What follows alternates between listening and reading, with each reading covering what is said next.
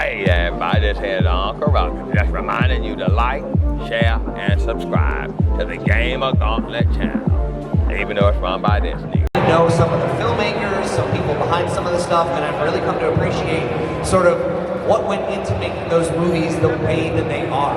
And I wanted the same thing for my Dragon Ball fandom. So to that end, we came across this book series called Dragon Ball Culture by Derek Padula, where he delves into the history and the inspirations behind Dragon Ball, and it's through Derek's insights that we've come to view the entire franchise in an entirely new light and a different lens, and build this presentation and discussion today.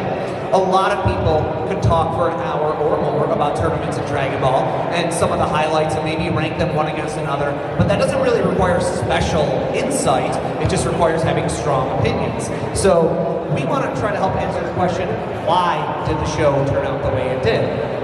So, why a tournament? In the mid-90s, after Dragon Ball ended, a series of books known as the Daizenshu were published. These are guidebooks that provide concept art, character sketches, and official collections of all the lore and history surrounding the franchise. In the second of these books, Toriyama explains that up until the Tenkaichi Budokai began, Dragon Ball was actually not all that popular. It sold well, but nowhere near as well as expected for the next big thing from the creator behind Dr. Slump, which was so popular that Toriyama could have retired after Dr. Slump and been set for life. But his editors wouldn't allow that. I went too far. Toriyama's first editor, Kazuhiko Torishima, never let him be complacent, and not only pushed him to create Dragon Ball in the first place, but pushed him to continue to make Dragon Ball better and more popular, even when Toriyama wanted to throw in the towel and just admit he'd never make another popular hit like Dr. Slump. Torishima said the story was getting too cluttered, there were too many characters, and taking focus away from Goku, and that Goku wasn't interesting enough. So they stripped the story down to just Goku, trying to find his place and calling among the one character who thus far had been introduced as his physical superior, namely Master Roshi. They also chose to give Goku a rival with Krillin. From there, it was Toriyama who looked back through Dr. Slump and recalled that his prior manga's popularity and sales grew when he wrote events and tournament-like things, such as Penguin Village's Grand Prix, so he figured he could help boost Dragon Ball's popularity with a tournament format event. The obvious choice with Dragon Ball is to make a fighting tournament. Torishima agreed and knew this would be a good idea because, in his own words, the Japanese love tournaments. Even Japanese children, whom he knew, get very invested in the Little League World Series. One thing neither Toriyama nor Torishima mentioned is that there was a martial arts tournament featured in Dr. Slump as well. It's definitely more gag-heavy, but it laid the blueprint a little bit for the Tenkaichi Budokai. So, what's in the name? Let's break down the name a tad. Ten. This character specifically refers to the heavens, the realm where the Buddhas, Taos, and gods live. Ka. This character is actually the next character, which is Ichi, with additional strokes down below it. This means a cosmic one, with the unification of yin and yang forces. When you split the one and put something below it, you're referring to the earthly realm. So this is earth, world. Ichi is one, and as I mentioned, it's the cosmic one.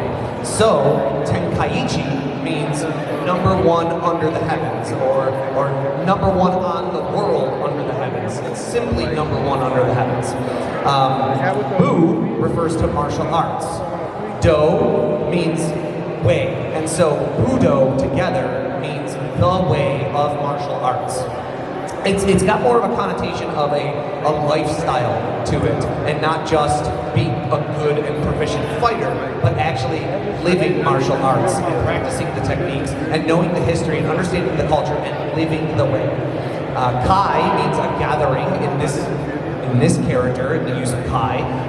In Japan, multiple characters can have the same sounds, so this Kai means a gathering or conference under a singular roof, and you can even see the hatched-looking roof there. So Budokai means martial arts practitioners gathering under one roof, or simply martial arts tournament. Thus, Tenkaichi Budokai means number one under the heavens martial arts tournament. Toriyama explicitly chooses Tenkaichi Budokai because there's a Chinese implication that goes along with this, and with the kanji in the name, as opposed to something more similar to his Dr. Slump tournament, which was called the Sekkaiichi Sugoi, Wa Dareda Budokai, or World's Most Incredible Martial Arts Tournament, which was more Japanese in its etymology, and calling it just the World Martial Arts Tournament, as many English translations do, rob it of this intended cultural context. And at the roots of the very world of Dragon Ball itself is this culture. It's built in. Toriyama chooses when to use, and I don't know the differences particularly, but he chooses when to use kanji and katakana and hiragana, which are 3 different writing methods in Japan, to give context and to note that to his readers. So let's set the stage a little bit. In June of 1985, Toriyama went on a trip with his wife and assistant to Bali, a tropical island in Indonesia. He was deeply impressed by this trip and moved so much that he incorporated pictures he took into his work. In Daizenshu 4, he says Papaya Island is completely modeled after Bali.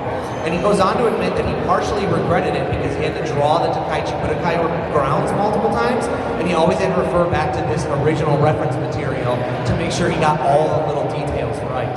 However, he was so enamored with this trip and with his guide along the way that he incorporates this guy, Wayan Budiasa, into the model. And you can see the image here of how he made Budiasa. He's this guy to the left of Goku into a character in Dragon Ball. So he does appear also a second time in the crowd during the tournament proper. So let's talk about the ring itself. The Tenkaichi Budokai is fought on a raised platform in a square shape, with the only rules being no weapons, no killing, and if you step on the ground outside the ring, you're out. Though Toriyama explicitly gets this from watching kung fu movies, the ring and tournament rules have history dating back thousands of years in East Asian culture, beginning in India with the ring known as the Amkatatu, which is a raised platform where martial arts schools in dispute with one another would fight in a battle to the death to determine who would win in a quarrel between the schools. Over time, this tradition gets imported to China and altered to be slightly less deadly with a ring known as the lei tai. A lei tai is a similarly raised platform with no walls or ropes, and battles upon it have a sort of king of the mountain rule set. You fight until one of you cries off or is thrown off, and you keep fighting in a gauntlet until you are declared the champion, which would come with respect and sometimes an honorable position like being a nobleman or a bodyguard to the emperor. In China, the lei tai is tied closely with their classical traditions, as Water Margin, one of the 4 great Chinese classic novels, features a lei tai bout. This gets exported to Japan as well, where it becomes part of the sumo tradition, with the fighters on a raised platform attempting to push one another off. Once again, there's a history behind all of this. It's not known to Toriyama, and I think that's something that we talk about on our show all the time. This history exists, and this culture exists. Toriyama was not a student of it. He was not a particularly well-educated person. He was not really interested in this, but this just kind of goes along with everything that's in Dragon Ball. It's kind of like if you incorporate Santa Claus into a story in the US for a joke or a punchline or anything, everyone in the US gets it because we have Santa Claus as part of our tapestry of our culture. But someone in Japan, where on Christmas they eat KFC and that's about it, wouldn't really necessarily get the reference. So you've got to peel back all this context for people. There are examples of real-life tournaments using more or less the Tenkaichi Budokai rules that go on to influence the movies he likes to watch, which are what influenced him in his manga.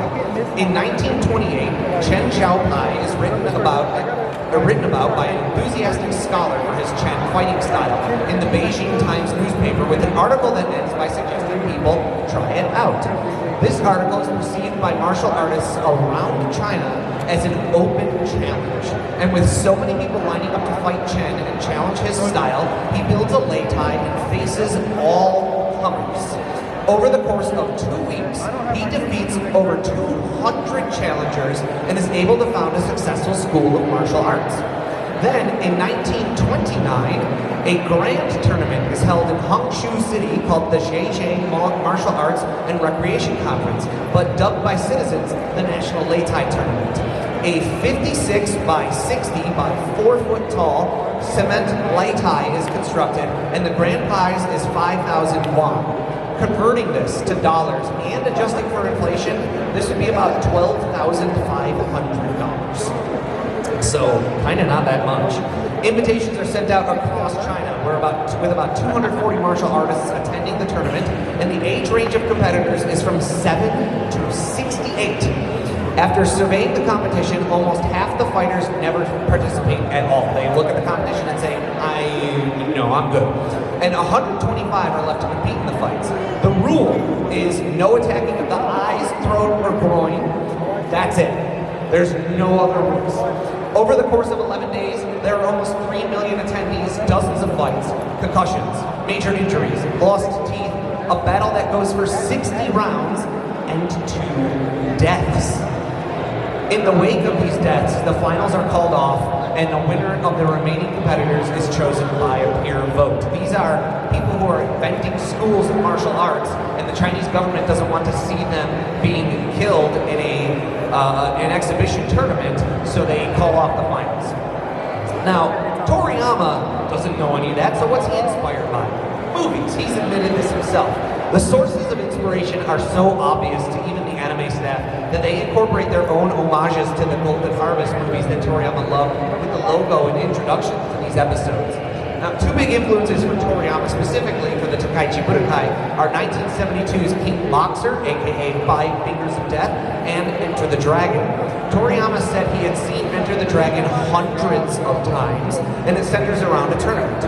King Boxer features a big board with brackets and drums used to start the matches, fights on a stone platform, and an announcer who explains the rules as sort of an MC to these matches.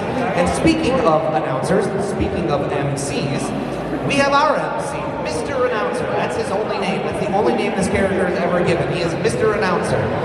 He has become sort of a fan favorite character because while the tournaments in which our characters partake feature the ring being destroyed, mountains blown to pieces, broken bones, and reincarnated demons that had previously tried to destroy the entire world, Mr. Announcer is steadfast in his duties and never abandons his post. That's interesting because the preliminaries actually have a traditional referee, but the finals have this announcer. When asked why, Toriyama says, shocker, he forgot he had a referee during the preliminaries and wanted someone to serve that function during the matches in the finals.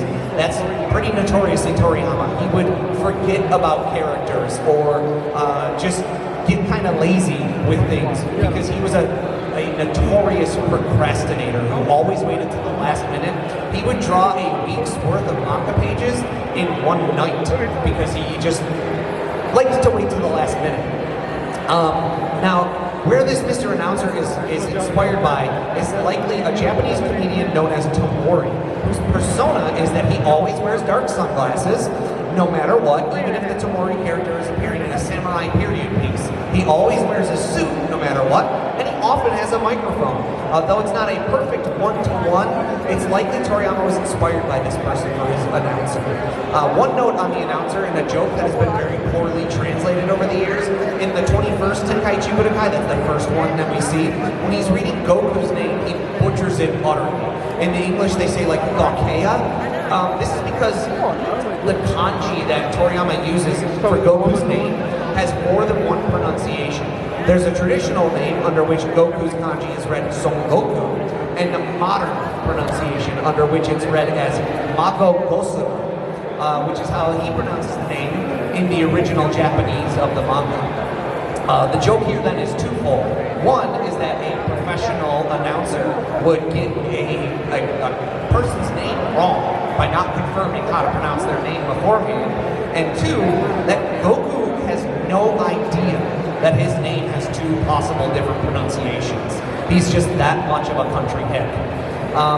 So that's alone is all kind of a lot that goes into this, but there is actually quite a bit more. Sure, we just have covered the background and the history and the culture that went into making the concept of the Tenkaichi Budokai what it is, but what about the tournaments themselves? What's happening? What messages are being relayed every time Toriyama features a tournament, specifically the Tenkaichi Budokai in Dragon Ball, and there are themes that run through all of the tournaments. So one thing to keep in mind though is all of the tournaments serve the function of slowly opening the world of Dragon Ball, both for us as readers and for the people in the universe, to more and more and more fantastical ideas. The 21st has beam battles. The 22nd is people flying. The 23rd is Piccolo growing gigantic. And even the 25th has Majin Vegeta and Babadi's spaceship, kind of, sort of. Each tournament expands the world in a new way. The tournament grounds are modeled after Hindu temples that Toriyama visited on his trip to Bali, and as such, indicate that these are sacred grounds, guarded by spirits and demonic forces to keep evil beings at bay, and remind the participants and spectators that this isn't just a fighting tournament. It's a part of the very fabric of their culture, and the winner is not merely the best martial arts fighter, but the best martial arts practitioner and lifestylist in the world. That's that Budokai part of this. As participants travel further and further into the tournament, first passing through the gates at registration, then entering the preliminary building, then the staging area prior to the ring where the quarter, semi, and final matches take place, they're being taken deeper and deeper into realms of spirituality and being reminded to prepare themselves mentally and spiritually as well as physically before they are thrust back into the public eye for their finals matches. For people who catch this symbolism, it sheds new light on a lot of the pre-match antics that happen before the actual fights. Goku snoozing, eating heartily, Kirin and Goku almost coming to blows, and Goku's general naive nature that winds up rubbing some people the wrong way. It's because he's supposed to be in sort of a holy place. It's almost like a church, but he's just Goku. He doesn't know any of this. He doesn't know any better. He also doesn't ever delineate for Goku between his spiritual self and his regular world self. He's the same no matter where he finds himself. So he's just as in touch with his spirituality while taking a nap or eating chicken as he is when he's quietly meditating. I'll probably say this several more times, and I know I've said it already, but Toriyama isn't really thinking this out loud. He's more thinking, wouldn't it be funny if I took a temple and made jokes at it? All this other stuff, the innate bits of Toriyama's cultural background, they're just part of his upbringing that goes into finding something like that amusing to him. So the first tournament, the 21st Tenkaichi Budokai, is all about opposites. We have a stinky giant bacterian facing off against a tiny person who can't smell with Krillin. We have a serious celibate monk, Namu, fighting a coquettish sex pot, Ranfan. There's young Yamcha versus old Jackie Chan, and innocent, cute, childlike Goku versus monstrous beast Kirin. This continues through the semifinals with lighthearted Goku facing off against deadly serious Nam, and Krillin's inexperience versus Jackie Chan's vast knowledge. Each of these characters has a fair amount of depth as well.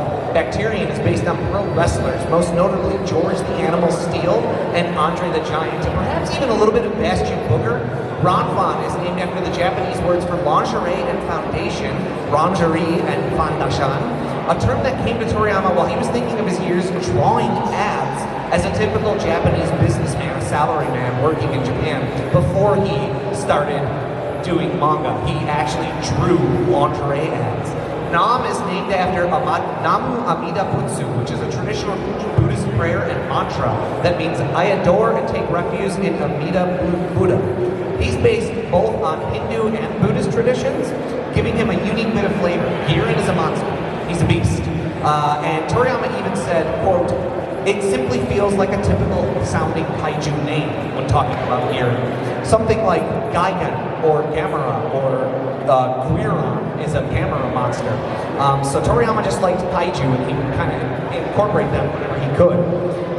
And even Jackie Chun, although it's Master Roshi in disguise, has some unique trivia. Though many in China know him by his Chinese stage name of Chen Long, Jackie Chan's English stage name is also approximated in Japan. And so Toriyama grew up hearing the name Jackie Chan, when he was watching Jackie Chan movies.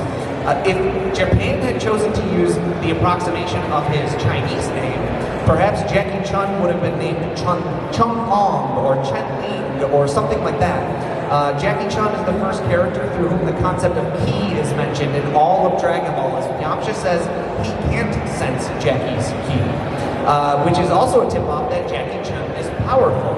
Only the most experienced fighters can suppress their ki, something that's made even more clear later on in this franchise, specifically during the Namek arc.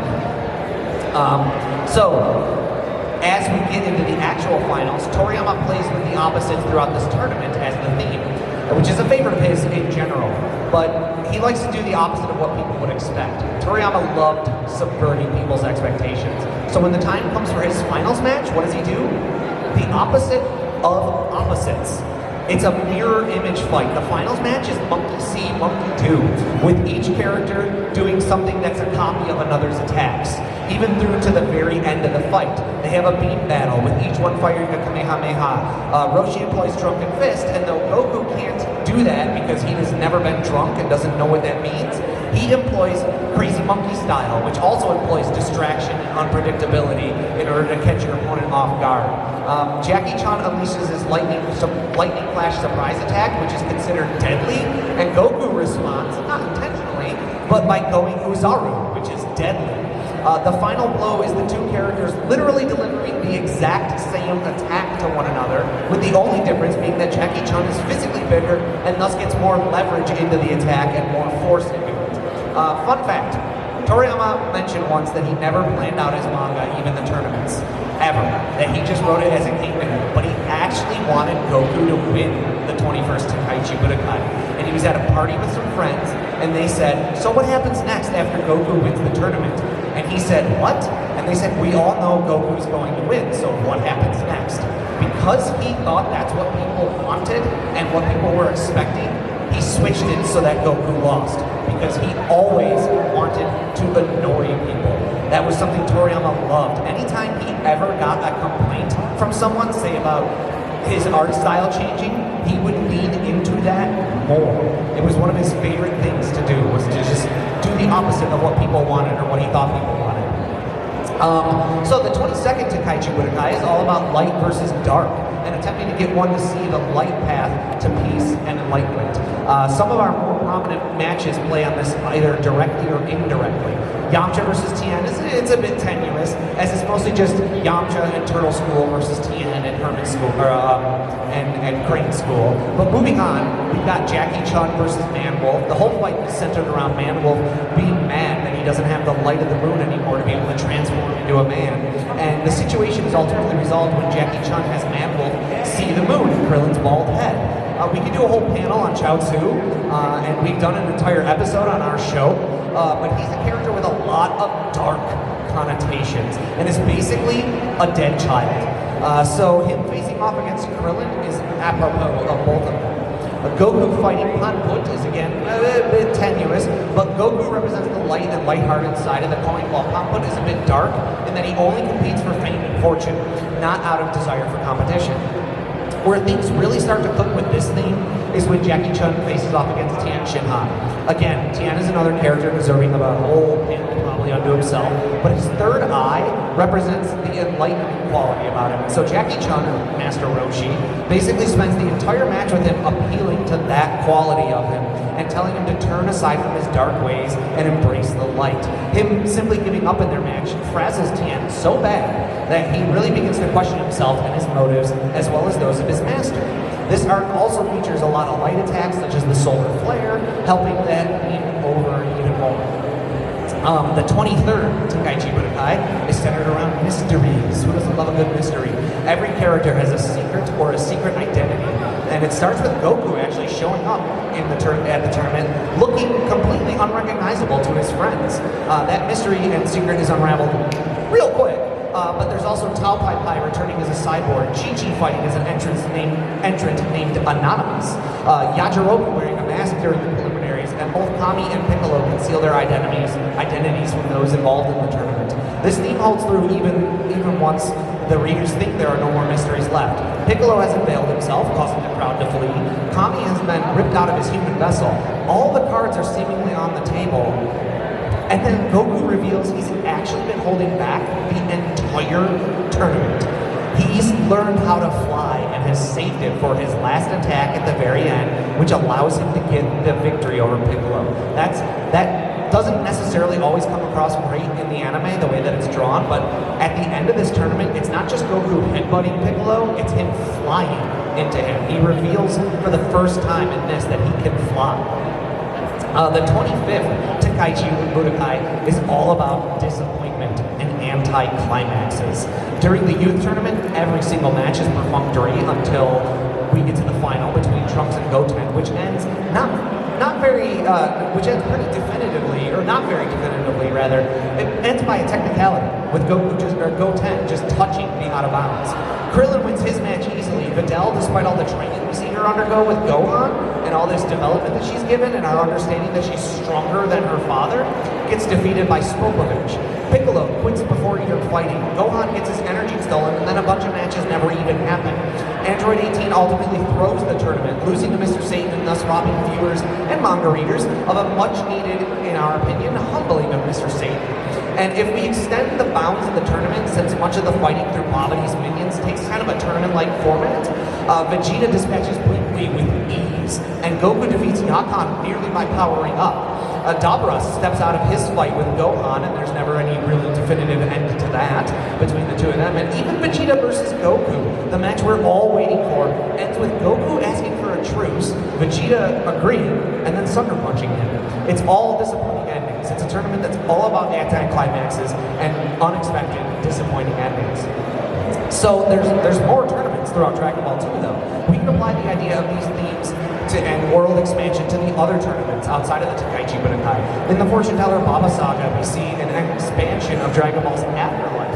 And the running theme is that of monsters and the last-minute subversion, like how the 21st Tenkaichi Budokai suddenly becomes about mirror images instead of opposites, is that the finale here is a battle against a angel instead of a demon or monster, with it being Grandpa Gohan. The Universe 6 versus Universe 7 tournament from early on in Super is all about what's fair, and plays with the concept of friendship, of kindness versus respect, and the idea that of exterior courtesy versus interior malice, and whether you should judge people based on their demeanor or what they do. Frost seems nice, but he's evil. Botamo seems roly-poly, but he's actually quite strong and tough. Magetta seems unflappable, but he can be defeated by nasty, mean words and name-calling. Hit seems stoic and is an assassin, but he has his own code of ethics that he plays by. Even our Universe 7 fighters play into this, as Vegeta outwardly is really mean to people, especially Cabba, but it's in service of bringing out their abilities and testing their limits, actually, not merely being mean for its own sake. The Tournament of Power focuses on the idea of teamwork, which is a first for the Dragon Ball franchise.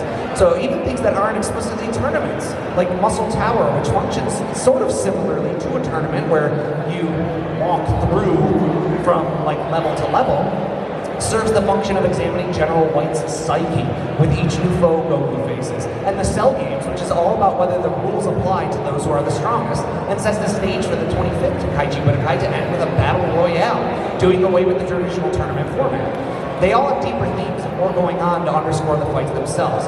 Even stuff Toriyama didn't write, like the Super Tournaments I already mentioned, or the filler Otherworld Tournament, which is about elemental clashes with various fighters representing different natural states and elements, can have more going on to it. Dragon Ball always works at its very best when it's got something going on underneath the fight itself, rather than just the cool fight. Cool animation, great choreography, and fun battles are fun. They're awesome, they're great to watch, but there's a reason why people remember and enjoy the tournament arcs of Dragon Ball so well, but generally forget about the various DBZ movies, or seems like Daima is not making much of an impact on people as time goes on. There's a reason why when there's more going on underneath the surface, people really latch onto it and really enjoy it more. So what's all this mean?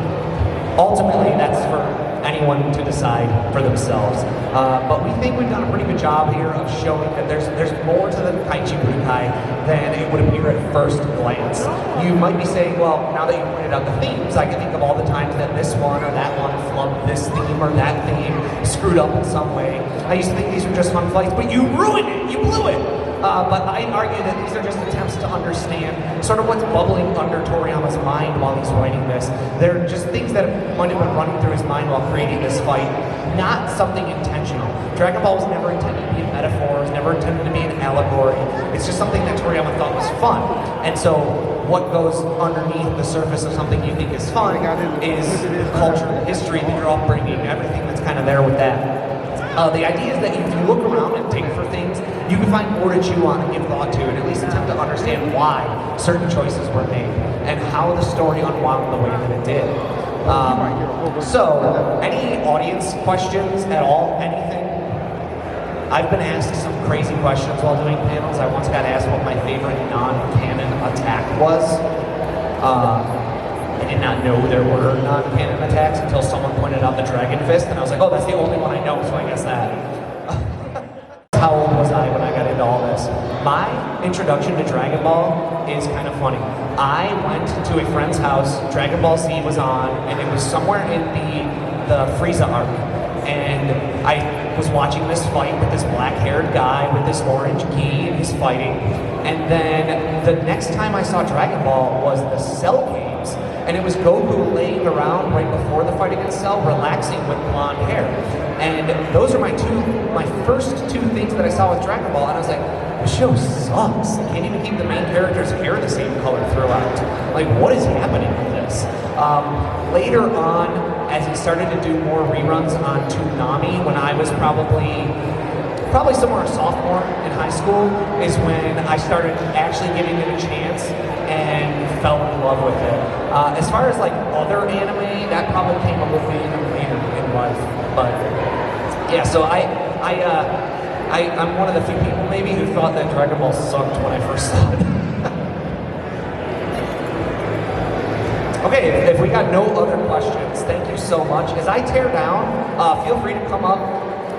You can just talk to me. I'm going to run back behind the screen real quick. I've got t-shirts. If anyone wants to come up and get a t-shirt, I don't remember what sizes I had. I ordered these a year ago, and I've gone to a bunch of conventions and panels, and I've given out a bunch. But if you'd like a t-shirt, come up. And of course, as I mentioned in my previous panel, I always like to end things in a Dragon Ball fashion. So, will we dive into the Tenkaichi Budokai again, this time focusing on its participants rather than its themes? Find out next time and help us achieve our final forum.